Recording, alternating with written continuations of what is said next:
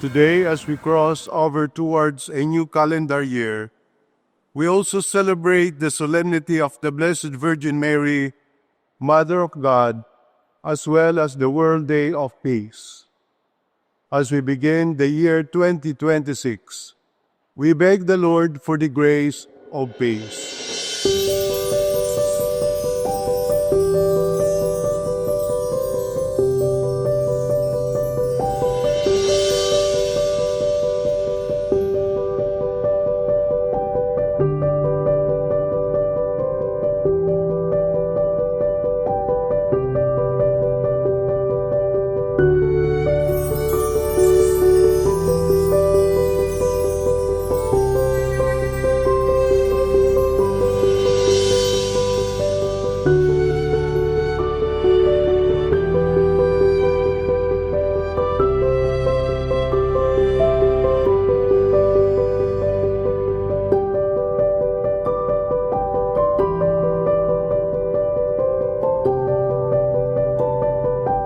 What is peace?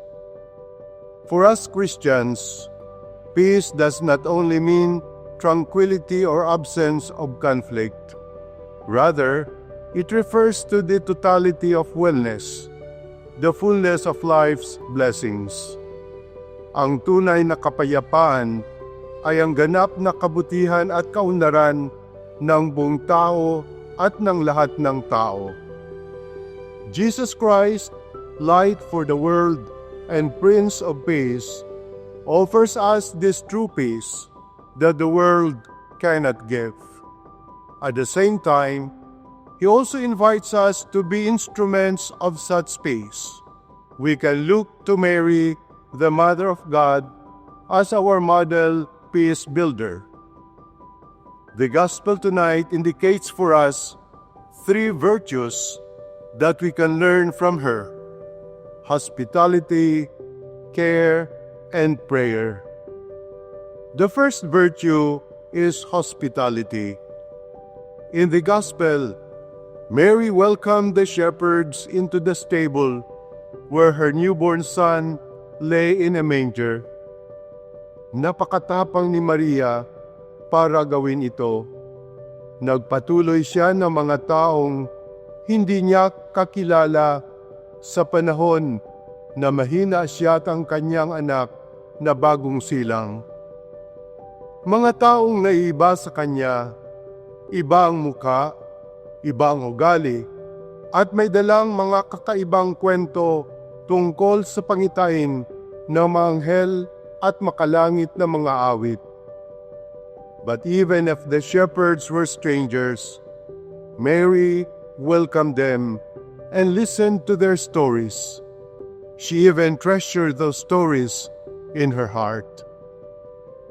Often, when we are in the presence of strangers, we may be tempted to perceive them as a threat. We are tempted to see the stranger as a danger. When they have strange looks, strange smells, strange views, or strange origins, we try to avoid them. But there will never be true peace if strangers keep avoiding each other. True peace is born of encounter, welcoming, and dialogue. When the infant Son of God lay in that smelly manger, He was taking into His being all the odor of humankind. Para bang sinasabi Niya sa atin, kahit pa anong baho mo, kahit pa anong dumi mo, ay papasukin ko. Kahit ay iba ka, tinatanggap kita at mahal kita. Like the Virgin Mary and infant Jesus, may we also become agents of peace through hospitality. When parents and children listen to each other despite the variation of attitudes and expressions, when churches open doors to all, when leaders hear the pleas of their people, when families shelter the homeless, all these are signs of hospitality towards building peace. The second virtue we can learn from the Blessed Mother is care. The shepherds found the baby Jesus wrapped in swaddling clothes, just as the angels told them. Ang mga lampi na iyon ay tanda ng pagkalinga ni Maria sa batang Jesus.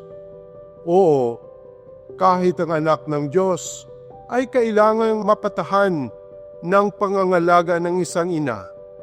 Mapatahan ng mainit na yakap, matamis na tinig, at maamong mukha ng mahal na ina. Nung pinili ng anak ng Diyos na isilang ng isang ina, para bang inaanyayahan niya ang tao na maging mapagkalinga lalo na sa pinakaaba. Peace will reign when humanity cares, when we feel with one another, reach out to one another, and serve one another, especially those who are most in need.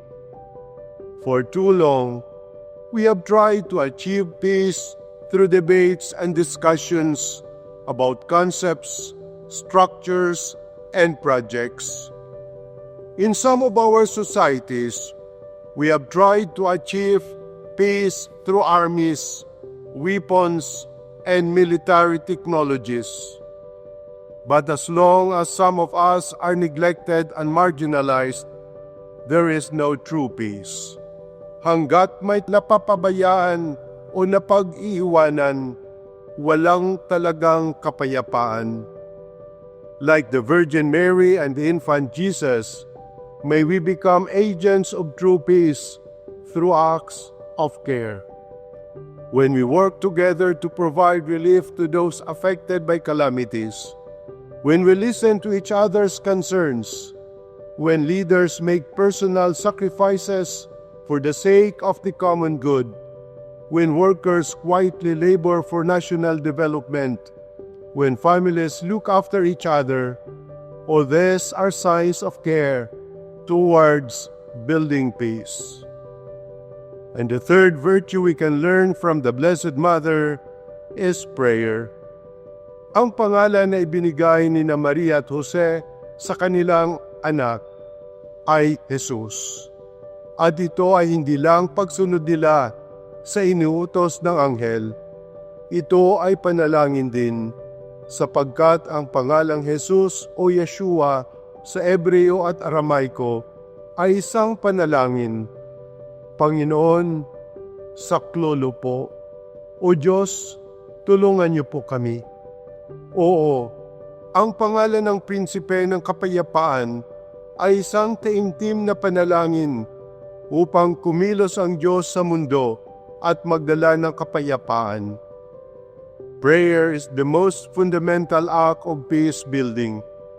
Ang pinakauna at pinakamalagang hakbang sa pagsusulong ng kapayapaan ay pagdarasal, sapagkat ang tunay na kapayapaan ay hindi matatamo ng gawang tao lamang. Ang tunay na kapayapaan ay biyaya ng Diyos. No matter how much effort we exert, if God is not the primary agent, our peace-building endeavors will end up in false comforts and injustice, a fleeting serenity that is only enjoyed by an elite few. We need God for true peace to happen. Kailangan nating hingin na ibigay ng Diyos ang kapayapaan niya, kapayapaang hindi maibibigay ng mundo. Like the Virgin Mary and infant Jesus, may we also become agents of peace through prayer. Ang pinakamatibay na tuhod ay ang marunong lumuhod at magdasal. Ang pinakamakayapang kamay ay ang marunong magdaop upang magdasal. Ang pinakamalinaw na mata ay ang nakapikit upang tanawin ang Diyos sa kalooban. When we bend our knees, join our hands, and close our eyes in prayer, we are building peace. Brothers and sisters, Jesus is the Prince of Peace. His love and peace are God's Christmas gift for us. May the Blessed Virgin Mary guide us in developing hospitality, care, and prayer so we may become true builders. May 2026 become a blessed time for us. Muli, maligayang Pasko at mabiyayang bagong taon po sa ating lahat. Amen.